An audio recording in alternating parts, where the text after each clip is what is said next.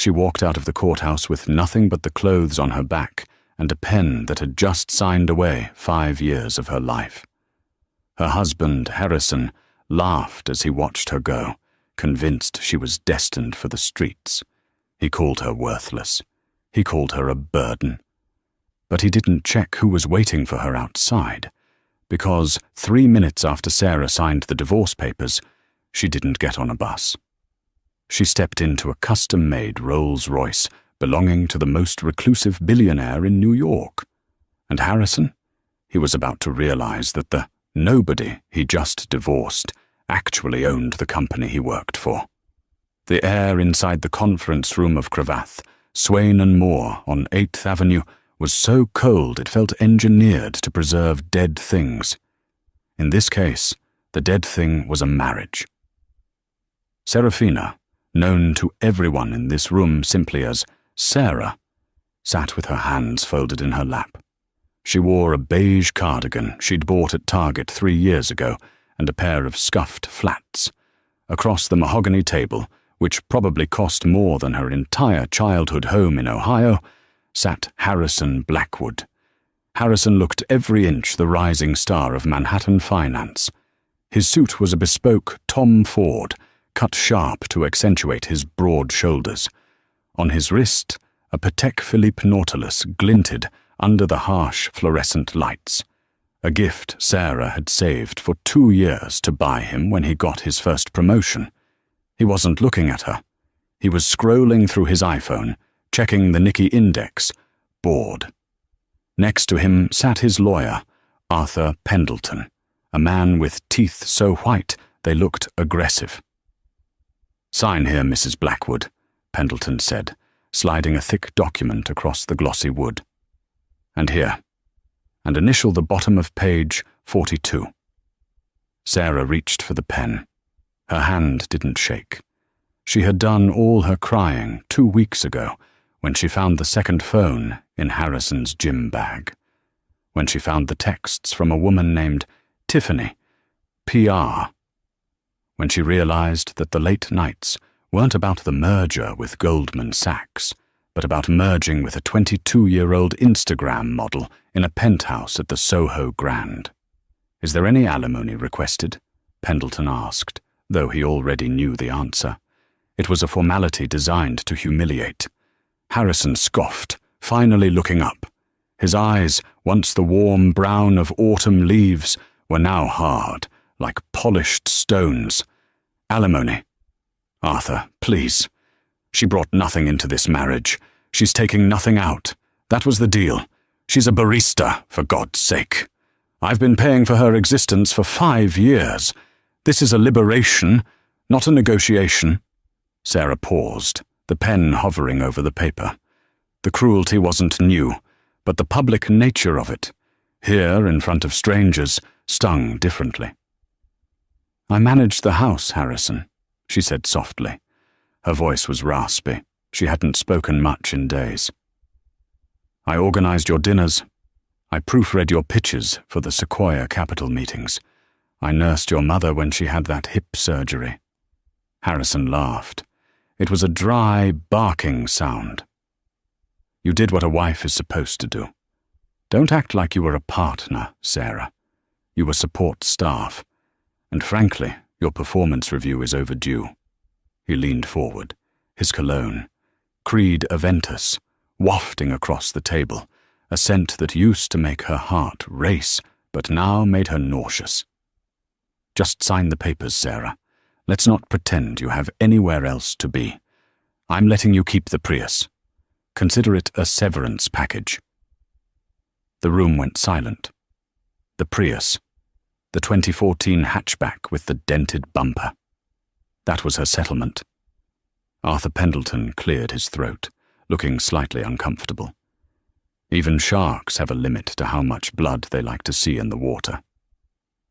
Sarah looked at Harrison, really looked at him. She saw the arrogance, the shallow victory in his eyes. He thought he had won. He thought he was discarding a piece of trash. He had no idea that the woman sitting across from him wasn't just Sarah, the struggling barista he'd met in a coffee shop in Brooklyn 5 years ago. She picked up the pen. It was a heavy Mont Blanc, likely Arthur's. "You're right, Harrison," she said, her voice suddenly steady, losing its rasp. "I don't need alimony. I don't need the apartment. And I certainly don't need the Prius." She signed her name, Sarah Blackwood, the last time she would ever write it. She pushed the papers back. "I'm done."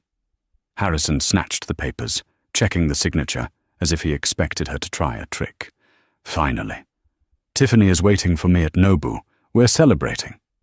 "I bet you are," Sarah said. She stood up. She didn't grab a purse because she didn't bring one. She had nothing on her but her ID and a small silver key in her pocket. "How are you getting home?" Harrison asked, a mock frown on his face as he stood up to button his jacket. "The subway? Or are you going to walk to Queens?" "I'll be fine," Sarah said. She walked to the heavy glass doors. "Sarah," Harrison called out one last time. She stopped, hand on the handle. "Don't come crawling back when the rent is due. I'm blocking your number as soon as I leave this room." She didn't turn around. She simply opened the door and walked out into the busy corridor of the law firm. As the door clicked shut, she heard Harrison and Arthur laughing. She walked to the elevator, pressed the button for the lobby, and took a deep breath. She reached into her pocket and pulled out a phone. It wasn't the cracked iPhone 8 Harrison allowed her to have. It was a Vertu Signature Cobra, a device worth more than the GDP of a small island nation. She dialed a single number. "I'm out," she said into the receiver. "Bring the car." The lobby of the building was a cathedral of glass and steel, bustling with paralegals, stockbrokers, and tourists lost in the grandeur of Midtown Manhattan. Sarah walked through the revolving doors and stepped onto the sidewalk of 8th Avenue. The New York air was crisp, smelling of exhaust and roasted nuts. It was 4:00 p.m. The sun was just starting to dip behind the skyscrapers, casting long, dramatic shadows across the street. Harrison and Arthur exited the building 2 minutes later. Harrison was beaming, high on his own freedom. "That went easier than expected," Harrison said, checking his reflection in the building's glass. "I thought she'd beg. Honestly, it's a little pathetic she didn't even try to fight for the 401k. "She knows her place," Arthur said, checking his watch. "Billing hours are done, Harrison. Good luck with the new lady." "Oh, it's not luck, Artie. It's strategy. Tiffany is the daughter of the VP at JP Morgan. That's a power move. Sarah was a charity case." Harrison looked around for his Uber Black.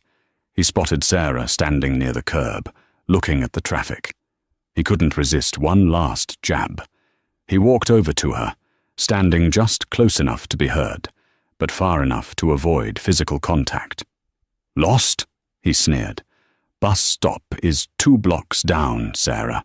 You need exact change." Sarah turned her head. For the first time in years, her posture changed. The slump was gone. Her chin was high. Her eyes, usually soft and yielding, were sharp, piercing, and terrifyingly cold. "I'm not waiting for a bus, Harrison," she said. "What, a taxi? You can't afford a taxi to Queens during surge pricing." Before he could finish his sentence, the traffic on 8th Avenue seemed to part. A low, guttural hum vibrated through the pavement. It wasn't the sound of a yellow cab or a delivery truck. It was the sound of raw, unadulterated power. Turning the corner from 50th Street was a vehicle that made the surrounding Mercedes and BMWs look like toys. It was a Rolls-Royce Phantom 8, but not a standard model. This was the Celestial Edition, painted in a midnight blue so dark it looked black, with crushed diamonds mixed into the topcoat. The spirit of ecstasy on the hood wasn't silver. It was solid crystal, illuminated from within. Harrison stopped talking. He was a car guy. He knew what he was looking at. "Holy," he muttered. "Is that Silas Sterling's car? I read about that in Forbes. There's only one in the city." The massive vehicle glided to a halt right in front of them. The sheer presence of the car silenced the pedestrians nearby. Tourists stopped to take photos. Harrison watched, mesmerized. I wonder who's inside.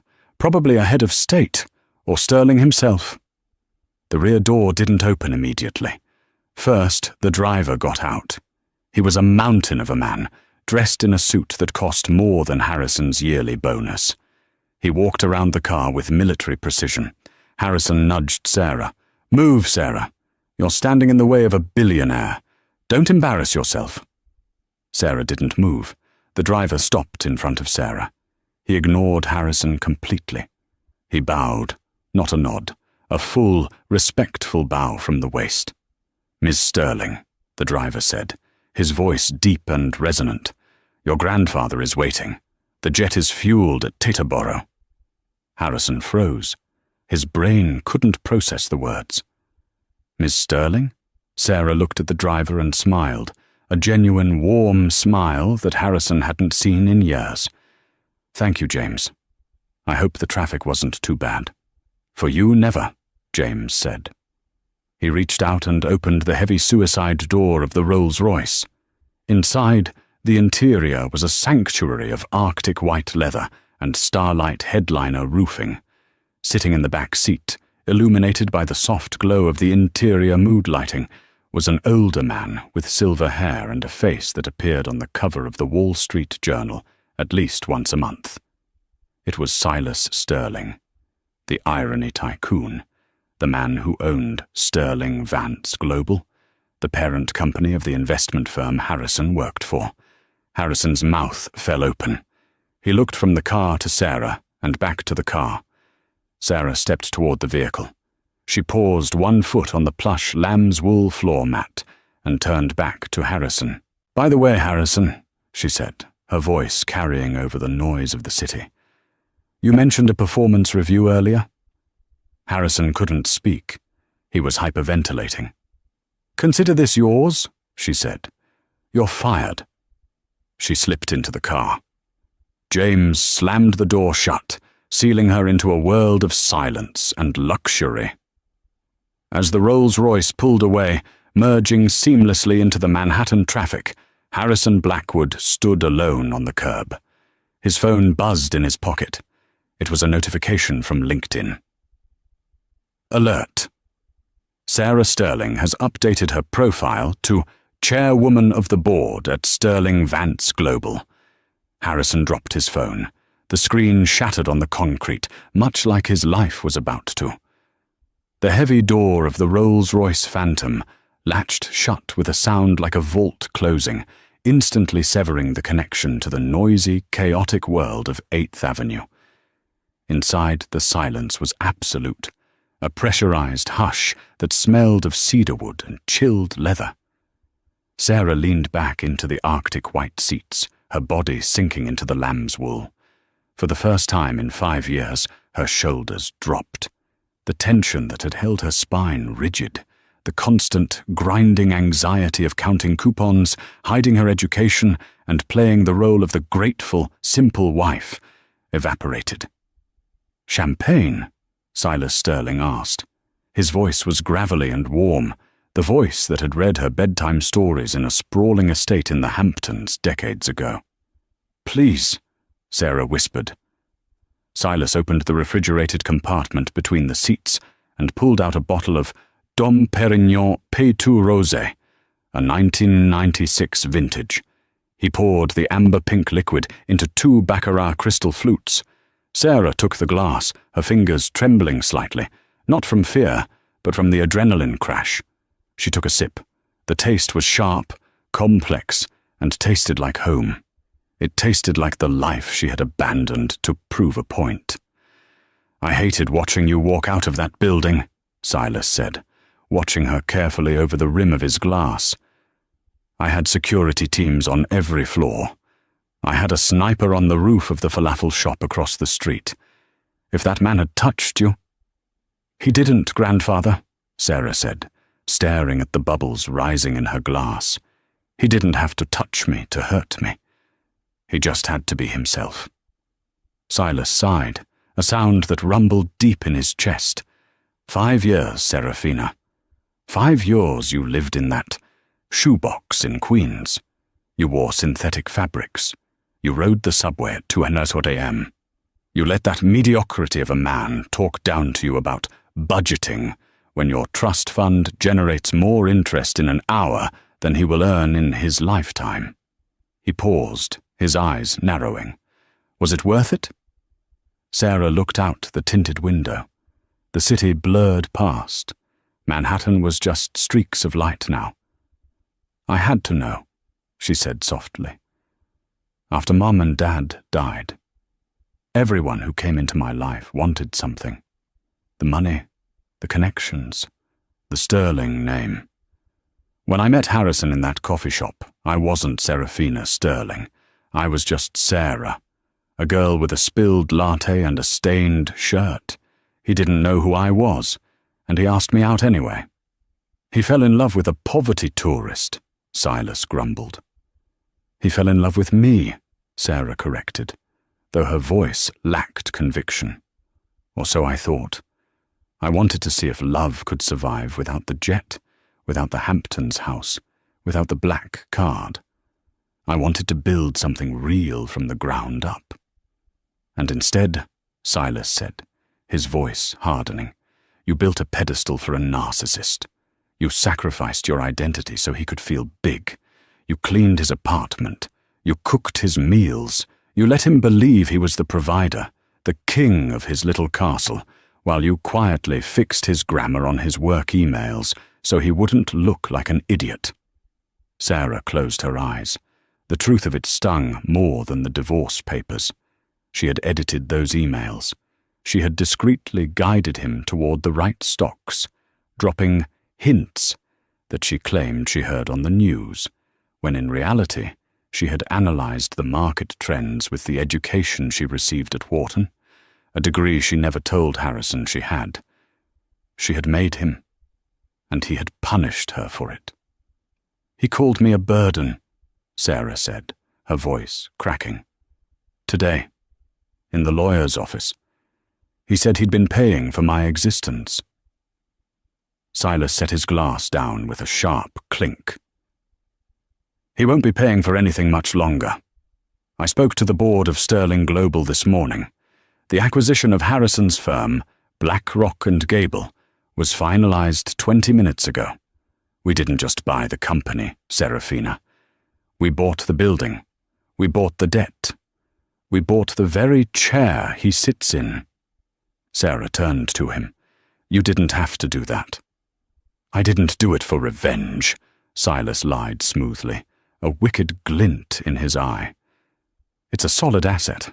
The fact that my granddaughter's ex-husband is now an employee of a subsidiary I own is just a happy administrative coincidence. He reached into the pocket of his suit jacket and pulled out a velvet box. He handed it to her. The wedding ring he gave you, Silas said. The cubic zirconia one? It was moissanite, Sarah mumbled. He told me it was a conflict-free diamond. It was glass, Serafina. It was glass. Silas gestured to the box. Put this on. It belonged to your grandmother. It's time you remembered who you are. Sarah opened the box. Inside sat the sterling blue, a 12-carat sapphire surrounded by a halo of flawless white diamonds. It was a ring that commanded rooms, a ring that signaled royalty. She slipped off her finger the thin, tarnished band Harrison had given her, the one that had turned her skin slightly green in the shower, and dropped it into the ashtray of the armrest. She slid the sapphire onto her finger. It fit perfectly. Where are we going? Sarah asked, feeling the weight of the gem on her hand. The penthouse at 432 Park Avenue, Silas said. Your stylists are there. You have a gala to attend tonight. Tonight? Sarah balked. I just got divorced 10 minutes ago. I look like a mess. You are a sterling, Silas said firmly. We do not mourn the loss of dead weight. Tonight is the Metropolitan Museum Charity Ball. Everyone will be there. The mayor, the governor, and the partners of Black Rock and Gable. Sarah's eyes widened. Harrison will be there. He was invited, Silas corrected. Whether he still has a seat at the table? Well, that depends on the new chairwoman. Sarah looked at her reflection in the darkened glass. The scared, mousy woman in the beige cardigan was fading. In her place, Seraphina Sterling was beginning to wake up. "James," Sarah said, pressing the intercom button. "Yes, Miss Sterling." "Drive faster." Harrison Blackwood stood on the corner of 8th Avenue and 50th Street for a full 5 minutes after the Rolls-Royce disappeared. The traffic noise rushed back in, honking taxis, shouting vendors, the rumble of a subway train beneath the grate. But Harrison heard none of it. He was staring at the spot where the car had been. "Ms. Sterling," he whispered. The words felt foreign in his mouth. He shook his head violently. "No. Impossible." Sarah was a nobody. She was the girl who cried when she broke a ceramic mug because she couldn't afford a new one. She was the woman who clipped coupons for laundry detergent. She didn't have family. She told him her parents died when she was young, and she was raised by a distant aunt in Ohio who barely spoke to her. "It's a prank," Harrison muttered, a nervous laugh bubbling up in his chest. "It has to be. She hired an actor. She rented the car. It's a desperate move to make me jealous." Yes, that made sense. It was a pathetic, final grasp at dignity. The Silas Sterling in the car was probably some old guy from a casting agency. The driver was probably an Uber Lux driver paid extra to bow. Harrison straightened his tie. He felt better. He had logic on his side. He was a finance guy. He dealt in facts. And the fact was that Sarah couldn't afford a sandwich, let alone a Rolls-Royce. He checked his wrist. 4 to 15 p.m. He was late for Tiffany. He hailed a taxi, ignoring the surge pricing he had mocked Sarah about, and directed the driver to Nobu 57.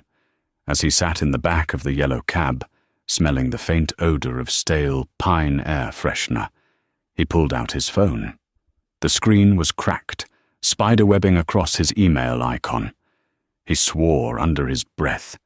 He tried to refresh his work email, wanting to check on the Asian markets, but a message popped up.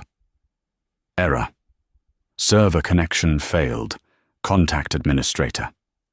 "Damn it, department," he grumbled, probably doing maintenance. The taxi dropped him off at the sleek entrance of Nobu. Harrison walked in like he owned the place. He was a regular here, or at least he tried to be. He nodded at the hostess. "Blackwood party," he said. "Ah, yes. Your guest is already seated, Mr. Blackwood." He walked through the dimly lit, amber-hued dining room. He spotted Tiffany in a booth near the window. She was glowing. Blonde hair perfectly blown out, wearing a red dress that was just a little too tight for a Tuesday afternoon. But Harrison liked the attention it grabbed. "Harry," she squealed, waving a perfectly manicured hand. "I ordered the black cod miso and the wagyu tacos. Oh, and a bottle of sake. The expensive one."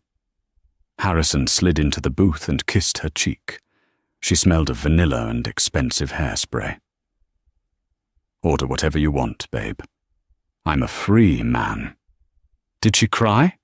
Tiffany asked eagerly, her eyes sparkling with malice. "Did she beg?" Harrison chuckled, unfolding his napkin. "She tried to play it cool, pretended she didn't want the alimony. Then she hopped in some rented limo to try and impress me. It was sad, honestly." "A limo?" Tiffany laughed. "Who does she think she is? Cinderella?" "Exactly. Anyway, enough about the past. Let's talk about the future. I'm thinking we take a trip. St. Bart's, or maybe Aspen." Tiffany's eyes lit up. "Aspen. I need a new ski wardrobe. Montclair just dropped a new collection." Harrison smiled, feeling the familiar rush of being the provider, the man with the power. He reached for his wallet to put his credit card down for the tab in advance, a power move he liked to pull. He pulled out his American Express Platinum. He signaled the waiter. "Keep the tab open," Harrison said, handing over the card. The waiter took it and walked away. Harrison and Tiffany toasted. "To freedom," Harrison said. "To us," Tiffany replied. 10 minutes later, the waiter returned. He wasn't smiling. He held the card between 2 fingers as if it were contaminated. "I'm sorry, Mr. Blackwood," the waiter said, his voice low. "The card was declined." Harrison froze. "Excuse me." "Declined, sir. Code 05. Do not honor." "That's ridiculous," Harrison snapped, his face heating up. "I have a $50,000 limit on that card. Run it again." "We tried 3 times, sir." "Do you have another form of payment?" Tiffany stopped chewing her Wagyu taco. She looked at Harrison, her brow furrowing. "Harry, what's going on?" "It's a bank error," Harrison said quickly, sweat prickling his hairline. He pulled out his Chase Sapphire Reserve. "Use this one." The waiter took it and walked to the terminal near the bar. Harrison watched like a hawk. He saw the waiter swipe. He saw the waiter pause. He saw the waiter shake his head. Harrison's phone buzzed. Not an email this time. A text message. It was from Arthur Pendleton, his lawyer. "Arthur, Harrison, you need to check the news. Right now."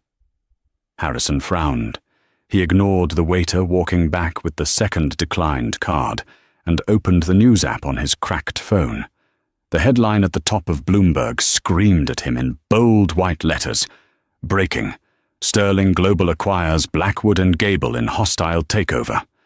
Harrison blinked. He read it again. His firm. Acquired. He scrolled down frantically. In a surprise move, Silas Sterling has purchased the boutique financial firm. Sources say the acquisition was driven by the newly appointed chairwoman, Serafina Sterling, formerly known as Sarah Blackwood. Harrison felt the blood drain from his face. The room started to spin. Formerly known as Sarah Blackwood. There was a photo. It was a paparazzi shot taken just 30 minutes ago. It showed Sarah stepping out of the Rolls-Royce at a private airfield, the wind catching her hair. She looked regal, untouchable. "Sir?" The waiter was back. "Both cards are frozen. The bank says they have been flagged for asset seizure pending investigation." "Seizure?" Harrison squeaked. Tiffany snatched the phone from his hand. She read the headline. Her eyes went wide. She looked at the photo of Sarah, then she looked at Harrison. The admiration in her eyes vanished instantly, replaced by a look of pure, unfiltered disgust. "You idiot!" she hissed. "Tiffany, wait, I can explain." "Explain what?" she snapped, her voice rising, drawing the attention of nearby tables. "That you just divorced a billionaire heiress? That you treated the granddaughter of Silas Sterling like a maid? You didn't tell me she was a Sterling." "I didn't know," Harrison pleaded. "She never told me. Because you probably never listened." Tiffany stood up, grabbing her Chanel bag. "And now your assets are frozen? You're broke?" "It's temporary. I still have my job." Just then, his phone rang. It was the CEO of his firm, Preston Galloway.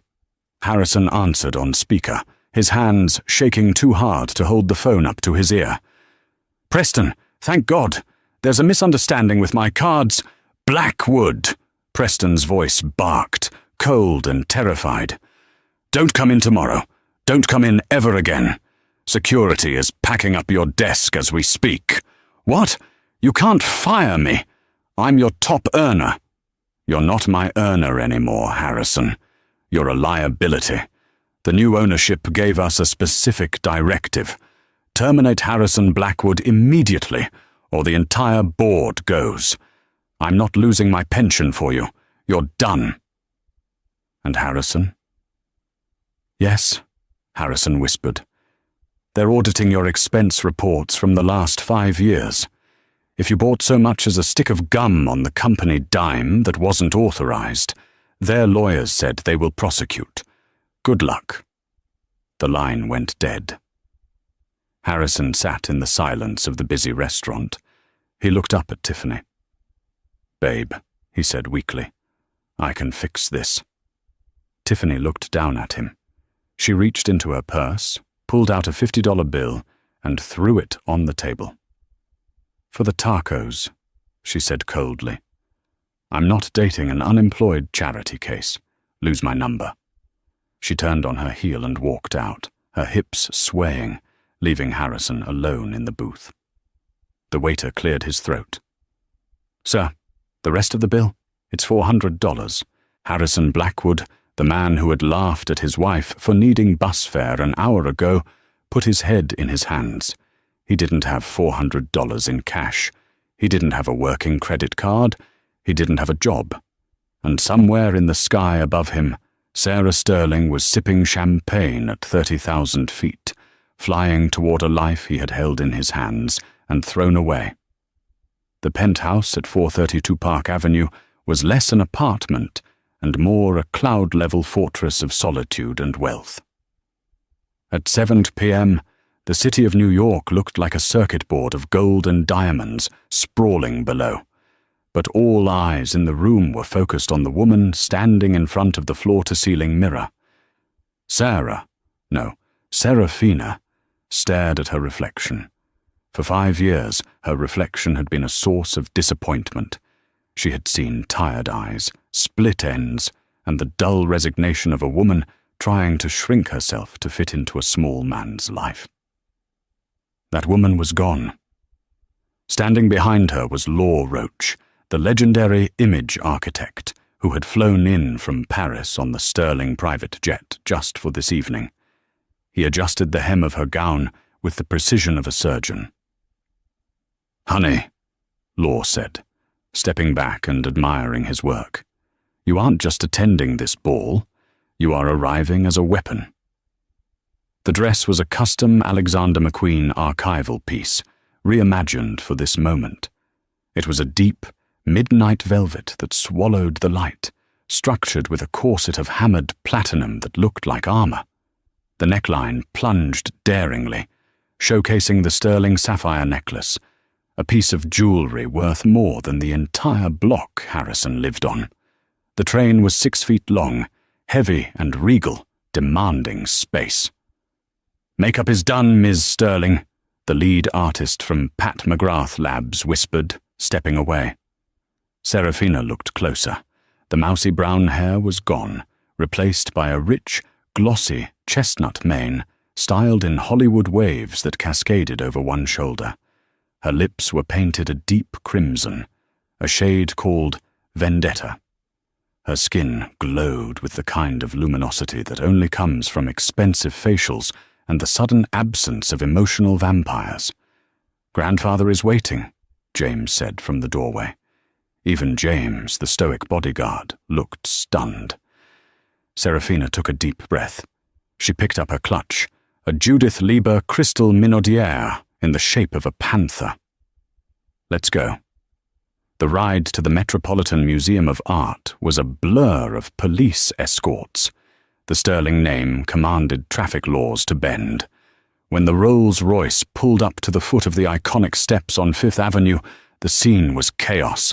The paparazzi were a wall of flashing strobes. The red carpet was a river of crimson velvet. "Ready?" Silas asked, patting her hand. "I was born ready," Serafina said. "I just forgot for a while." The door opened. When Serafina Sterling stepped onto the red carpet, the noise of the crowd didn't just dip. It vanished. For a split second, there was a collective intake of breath. The media had been briefed that Silas Sterling was bringing a special guest, but they expected a business partner or a politician. They didn't expect a goddess. Then the chaos exploded. "Ms. Sterling, to the left. Who are you wearing? Serafina, over here." She walked the stairs with a slow, predatory grace. She didn't smile. Smiling was for people who wanted to be liked. She wore an expression of cool, detached amusement. At the top of the stairs, a reporter from Vanity Fair thrust a microphone toward her. "Ms. Sterling, the world is shocked. We haven't seen you in public since you were a teenager. Where have you been hiding?" Serafina paused. She looked directly into the camera lens, knowing that somewhere in a dingy bar or a lonely apartment, Harrison Blackwood was watching. "I was doing undercover research," she said, her voice smooth as velvet. "I wanted to see how the world treats you when you have nothing. It was an illuminating experiment. But the study is over." She turned and glided into the great hall. Inside, the atmosphere was thick with the scent of Casablanca lilies and old money. The Temple of Denda was illuminated in blue and gold. The guest list was the 1% of the 1%. As she walked through the room, the sea of tuxedos and couture gowns parted. She saw the faces of men Harrison had idolized, CEOs of Goldman Sachs, tech moguls from Silicon Valley, oil barons. Preston Galloway, Harrison's former boss and the CEO of BlackRock and Gable, was standing near the bar, looking pale. When he saw Serafina, he practically tripped over his own feet to get to her. "Miss Sterling," Preston gasped, sweating in his tuxedo. "An honor. A true honor. I just wanted to assure you personally that the unpleasantness with Mr. Blackwood has been handled. He has been removed from the premises of our firm." Serafina looked at him. She didn't offer her hand. She simply swirled the Bollinger champagne in her glass. "Mr. Galloway," she said coolly, "I wasn't aware you were speaking to me. My grandfather handles the help. I'm here to enjoy the art." Preston turned beet red. The surrounding socialites, sensing blood in the water, smirked. Serafina walked past him, leaving him trembling in her wake. She was no longer the wife who apologized for taking up space. She was the gravity in the room, and she was just getting started. Harrison Blackwood was not having a good night. He was currently sitting on a park bench on the edge of Central Park, facing Fifth Avenue. He was 3 shots of cheap whiskey deep, consumed from a plastic flask he'd bought at a liquor store on 9th Avenue because his credit cards were still frozen. His phone was blowing up, but not with job offers. It was texts from friends, sending him links to TMZ, Page 6, and the New York Times. The mystery heiress, how Harrison Blackwood lost $1 billion lottery ticket.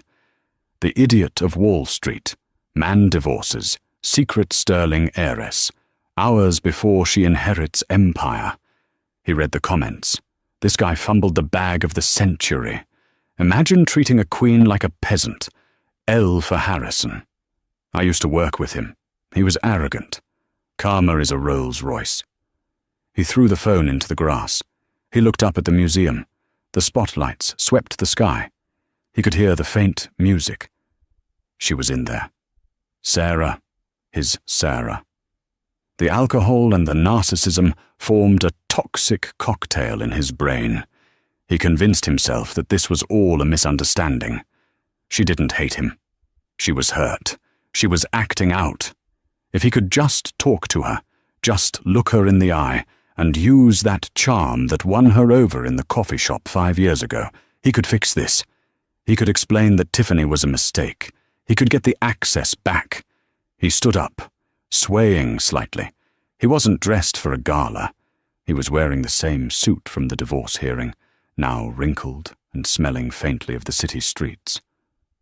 "I just need 5 minutes," he muttered. He walked toward the museum. Security was tight, obviously.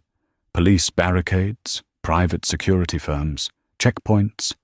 But Harrison knew the museum. He had attended corporate events here before as a +1 to senior partners. He knew about the loading dock entrance on the south side, where the catering trucks idled. He slipped through the shadows of the park, bypassing the screaming fans at the front. He found the loading dock. A catering crew from Olivier Chang was unloading crates of lobster. Harrison took off his jacket and tie, rolling up his sleeves to look like he was working. He grabbed a crate of napkins from a stack. "Hey, move it!" a supervisor yelled. "Just bringing these in," Harrison shouted back, keeping his head down. He walked right past the checkpoint, his heart hammering against his ribs. He made it into the kitchen, ditched the crate, and slipped into a service corridor. He put his jacket back on, smoothed his hair with spit, and pushed through the double doors. He emerged into the great hall. The transition was jarring. 1 second he was in a concrete hallway smelling of garbage. The next, he was in a temple of gold, surrounded by the most powerful people on earth. He felt small. He felt dirty. But he scanned the room desperately. And then he saw her. She was standing by the reflecting pool of the Temple of Dendor. She was laughing at something the Duke of Westminster was saying. She looked radiant. She looked expensive. Harrison felt a surge of possessiveness. "That's my wife." He started walking toward her. People turned to stare. He stood out like a sore thumb, disheveled, frantic, emanating an aura of desperation. "Sarah!" he called out. The chatter in the immediate vicinity died down. The Duke stopped talking. Serafina turned slowly. When her eyes landed on him, there was no fear, no love, just a profound, icy boredom. "Harrison," she said. Her voice wasn't loud, but it carried. "I didn't realize the catering staff was allowed to mingle." Harrison flinched, but he kept coming. "Sarah, please, we need to talk. Alone." James, the driver who was standing in the shadows, stepped forward, his hand moving to his earpiece. Serafina held up a hand to stop him. She wanted to handle this. "We have nothing to talk about, Harrison. The ink is dry." "It was a mistake," Harrison blurted out, stepping into the circle of light. "The divorce, Tiffany, all of it. I was stressed. I was scared of the commitment. But seeing you tonight, I realize I made a wrong turn. Sarah, babe, you know me. We had 5 years. You can't just throw that away for some billionaire fantasy." A ripple of laughter went through the crowd. Someone whispered, "Does he know?" Serafina took a step toward him. The height difference, aided by her Christian Louboutin heels, made her tower over him.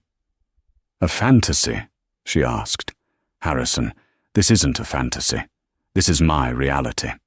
The fantasy was the life I lived with you. The fantasy was pretending that your mediocrity was potential. The fantasy was pretending that your gaslighting was love." "I loved you," Harrison shouted, tears pricking his eyes. Tears of frustration, not sorrow. "I took care of you when you had nothing." "You didn't take care of me," she said, her voice dropping to a lethal whisper that silenced the room. "You controlled me. You liked me poor because it made you feel rich. You liked me small because it made you feel big. And the moment I signed those papers, I didn't just lose a husband. I lost a tumor." Harrison's face crumbled. He looked around. He saw the sneers of his former peers. He saw Tiffany standing in the corner. She had somehow gotten in, pretending she didn't know him. He played his last card, the only card he had left.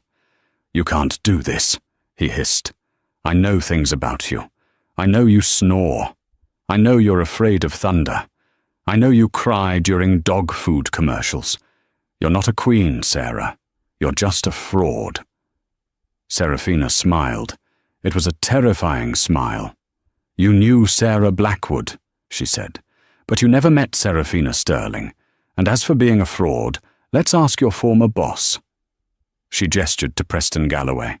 "Mr. Galloway," she called out, "if security were to escort this trespasser out, would that negatively impact our merger?" "Not at all, Miss Sterling," Preston said quickly. "In fact, I believe he was just leaving." Preston snapped his fingers. 2 massive security guards materialized on either side of Harrison. "Don't touch me!" Harrison screamed as they grabbed his arms. I'm her husband. I'm Harrison Blackwood." "You're nobody," Serafina said, turning her back on him to face the temple. "James, bring me another glass of champagne. This one has been contaminated." As Harrison was dragged, kicking and screaming across the marble floor of the Met, creating a scene that would be immortalized on YouTube forever, Serafina didn't look back once. She looked up at the ancient Egyptian sandstone, sipping her vintage Bollinger. "Now," she said to the Duke, who was looking at her with terrified admiration. "Where were we? You were telling me about your estate in absolute awe." 3 months had passed since the night of the Metropolitan Gala, a night that had been scrubbed from the official press releases of the museum, but burned eternally into the digital memory of the Internet as the coronation. For Harrison Blackwood, time had ceased to move in a linear fashion. It moved in a loop of regret, humiliation, and silence. He was currently residing in Unit 4B of a crumbling brick complex in Weehawken, New Jersey. It wasn't the charming, up-and-coming part of Jersey, with the skyline views and the artisanal coffee shops. It was the part that smelled of diesel fumes and wet concrete, where the only view from his window was the rusted skeleton of a billboard advertising a personal injury lawyer. Harrison sat on a lumpy futon that he had purchased second-hand from a college student. The apartment was a far cry from the sleek, glass-walled condo in Manhattan he had shared with Sarah.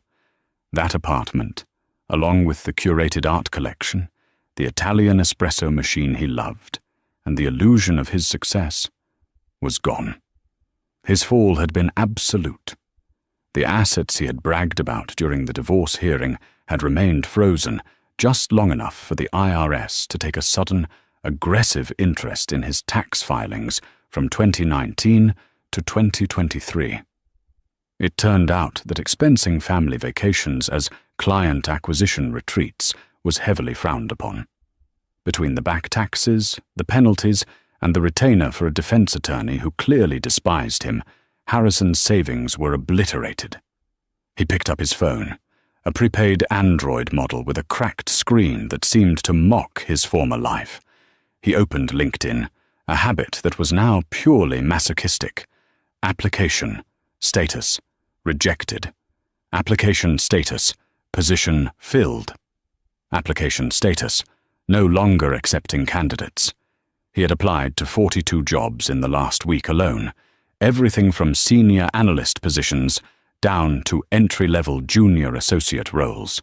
He had even applied to a bank teller position in desperation. The result was always the same. His name, once a rising star on Wall Street, was now radioactive.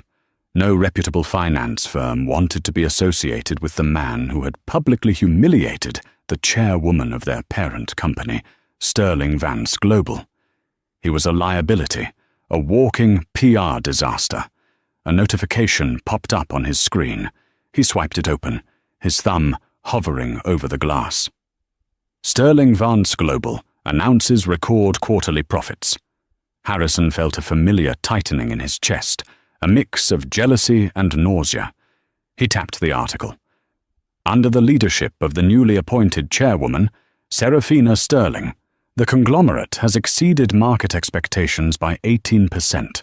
In a press conference held this morning, Ms. Sterling announced the launch of the Second Chance Initiative, a global grant program designed to provide financial independence and legal aid to women exiting abusive or controlling marriages. Harrison stared at the photo accompanying the article. It was Sarah. But it wasn't the Sarah he knew. The Sarah he knew wore her hair in a messy bun and flinched when he raised his voice. This woman was standing at a podium, flanked by the mayor of New York and the CEO of a major tech giant. She wore a sharp white suit that looked like it was cut from marble. Her eyes were clear, direct, and terrifyingly confident. She was talking about him. Not by name, of course. She was too smart for that. But the entire Second Chance Initiative was a monument to his failure as a husband. Every dollar she donated was a reminder of the control he used to exert over her. "She's mocking me," Harrison whispered to the empty room, his voice raspy. "She's doing this just to mock me." He threw the phone across the room. It hit the peeling drywall with a dull thud and landed on a stack of unopened envelopes. Final notices for his internet bill, his electric bill, his life. He walked to the kitchenette, opening the fridge. It contained a jar of mustard, a half-empty carton of milk that smelled sour, and a 6-pack of cheap beer. He grabbed a beer, cracking it open. He thought about the Prius, the dented 2014 Toyota he had graciously allowed her to keep. He remembered the smirk on his face when he told her it was her severance package. He remembered the feeling of power he had in that moment, the certainty that he was the sun, and she was just a minor planet lucky enough to orbit him. He took a long swig of the beer. It tasted metallic. He realized now, in the silence of his ruin, that she hadn't been orbiting him. She had been the gravity holding his chaotic life together. She had smoothed his edges, softened his arrogance, and managed his world so he could focus on himself. Without her, he was just debris drifting in the cold, dark vacuum of his own ego.